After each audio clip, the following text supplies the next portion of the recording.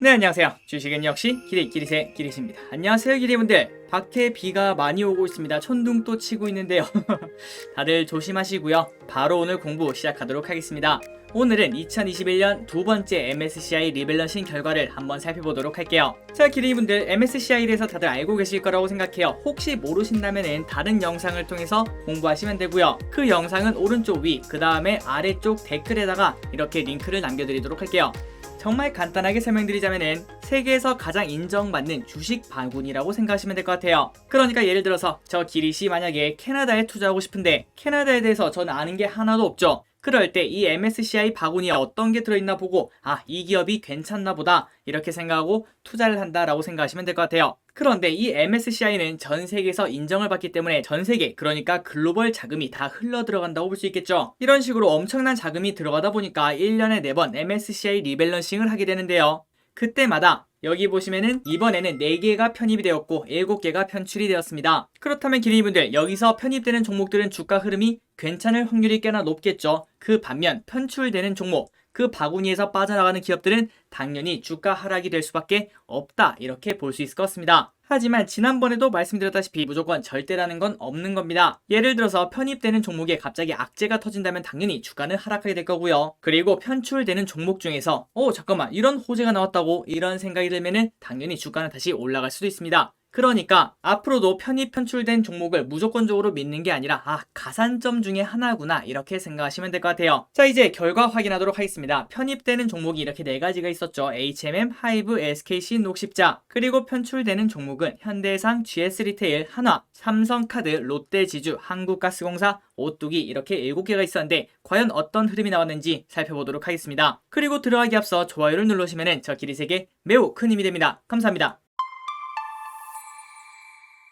자, 첫 번째, 우리의 흠슬라 HMM입니다. 무려 15%나 올랐네요. 여기 보시면은 제일 처음에 그때 발표가 된 날이 이때 12일이고요. 그리고 그때 시초가에 매수해서 어제 저녁이 마지막 날이었죠. 그때까지 어떤 흐름을 나왔나 딱 봤더니 15%나 오르는 걸 확인할 수 있습니다. 그리고 차트 흐름을 봤더니 제일 처음엔 조금 빠지는가 싶더니 바로 엄청나게 상승하는 걸 확인할 수 있네요. 다음으로는 하이브를 보도록 하겠습니다. 하이브는 조금 빠졌다가 한 번쯤 올라가서 이거 흐름이 좋겠구나 이런 생각을 했는데 다시 이렇게 빠지는 모습을 보여주고 있습니다. 그래서 결국은 시초가에 매수하고 그 다음에 종가에 매도했다면 마이너스 2%의 수익률을 달성했다고 볼 수 있겠군요. 다음으로는 SKC.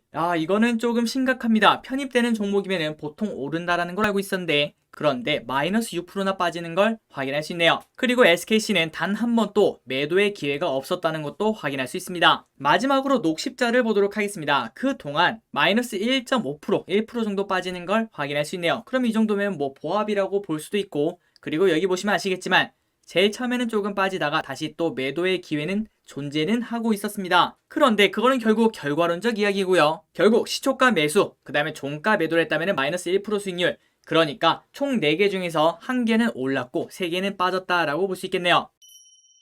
자, 기린이분들, 지난번에도 공부하셨다시피 이때까지 통계 결과로는 평균적으로 5.3%나 상승했다고 합니다. 그런데 이번에는 그 통계가 맞지 않았다는 걸 확인할 수 있습니다. 자, 그래서 평균적으로 한번 결과를 내보자면은 4개를 같이 시초가에 똑같은 금액을 샀다고 생각해 보겠습니다. 전부 다 1억씩 샀다라고 생각해 볼게요. 그리고 난 다음에 마지막 날에 그냥 그대로 매도했다면은 플러스 1.2% 수익이 났다라고 볼 수 있겠네요. 이 부분에서는 세금 수수료가 제외니까 한 0.3% 빼고 나면은 거의 1% 정도 수익이 났다라고 볼 수 있을 것 같습니다. 하지만 이거는 HMM, 아까도 보시다시피 하드캐리가 빛났다라고 볼 수 있을 것 같아요. 그리고 SKC는 아까도 보셨다시피 매수하고 난 다음 온통 하락만 했으며 그나마 녹십자 하이브는 매도 기회는 존재한 걸 확인할 수 있습니다. 플러스 3% 정도 존재하고 있었죠. 하지만 이것 또한 결과론적 이야기인 것 같습니다. 이런 식으로 3%에서 매도를 할 수 있다면 당연히 HMM도 15% 전부 다 먹지 못했다라고 볼 수 있을 것 같아요. 그때도 마찬가지로 3%에서 매도를 했겠죠. 그렇기 때문에 그냥 이런 것들을 전부 다 거두절미하고 그냥 첫날에 사고 마지막 날에 매도했다면 평균적으로 1% 수익이 났다, 이렇게 생각하시면 될 것 같습니다. 그러니까 이번에는 통계적으로는 5% 상승했다고 하는데 그에 정말 많이 못 미쳤다, 이렇게 생각할 수 있겠네요. 자, 그렇다면 여기서 이런 질문을 할 수 있을 것 같습니다. 저 기린님, 혹시 SKC나 녹십자 이렇게 물린 기업들이 존재하고 있습니다. 이 기업들은 어떡하죠? 자, 이 부분에 대해서는 이렇게 말씀드릴 수밖에 없을 것 같아요. 사실은 원래 매수하기 전부터 공부가 되어 있었어야 됩니다. 지난번에도 같이 말씀드렸죠. 그러니까 이 기업들은 무조건적으로 오른다 하고 묻지마 가자! 이렇게 투자하는 게 아니라 이 MSCI는 그냥 플러스 알파로 보자 라고 말씀드렸죠. 그렇기 때문에 혹시나 아직까지도 공부가 안 돼 있다면 지금이라도 MSCI는 이제 머릿속에서 지우시고요. 그 기업을 한번 연구해 보시면 될 것 같습니다. 과연 이게 장기 투자할 만한 기업인가? 그리고 저 기릿의 개인적인 생각으로는 저 위에 4개 종목 전부 다 좋은 종목들입니다. 꼭 한번 공부해 볼 필요가 있다고 생각해요.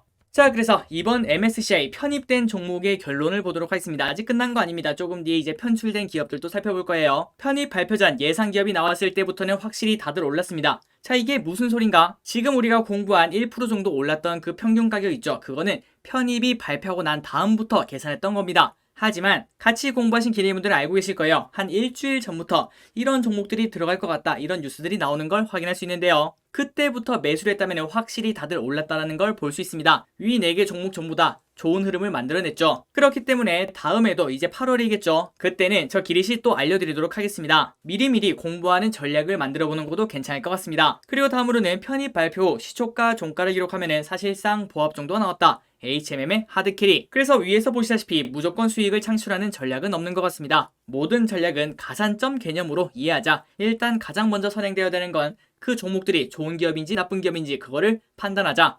그리고 워렌 버핏이 이렇게 말했다고 하죠. 1년 이상 투자할 게 아니라면 단 하루도 보유하지 말라고 했습니다. 이 말에 정답이 있다고 볼 수 있겠군요.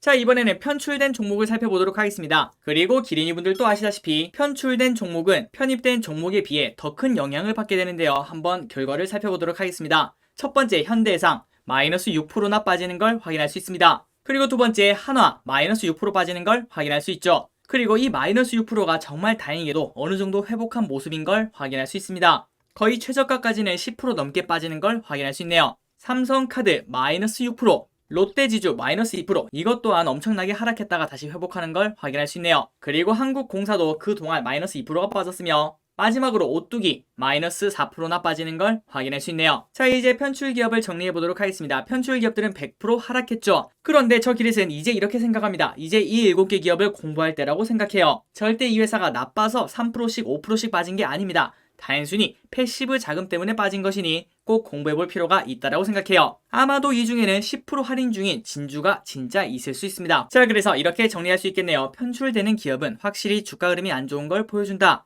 혹시 다음에도 내 종목이 MSCI 편출에 끼어 있다면은 꼭 일단 매도나 비중 축소로 대응하자. 그리고 난 다음에 다시 매수하는 전략을 꼭 명심할 필요가 있어 보입니다. 그리고 방금 전에도 말씀드렸다시피 위 기업들은 나빠서 주가가 빠진 게 아닙니다. 이번 주말에 꼭 공부해 볼 필요가 있다고 생각해요. 자, 기린이분들 지금까지 2021년 두 번째 MSCI 리밸런싱이죠. 이 결과를 한번 공부해봤습니다. 편입된 종목은 이번에 상대적으로 좀 약하지 않았나 이런 생각을 해볼 수 있겠지만 편출된 종목은 효과가 확실하네 이런 생각을 해볼 수 있겠네요. 자, 기린이분들 이번 주말 와 이렇게 쉬어도 되나 싶을 정도로 푹 쉬시면서 그리고 조금 시간 내서 편출된 종목들을 조금씩 공부해 보시기 바랍니다. 지금까지 같이 공부해 주셔서 진심으로 감사드립니다. 그리고 앞으로도 MSCI에 대해서는 매 분기마다 꼼꼼히 알려드리도록 할게요. 지금까지 기리셨습니다. 빠이요.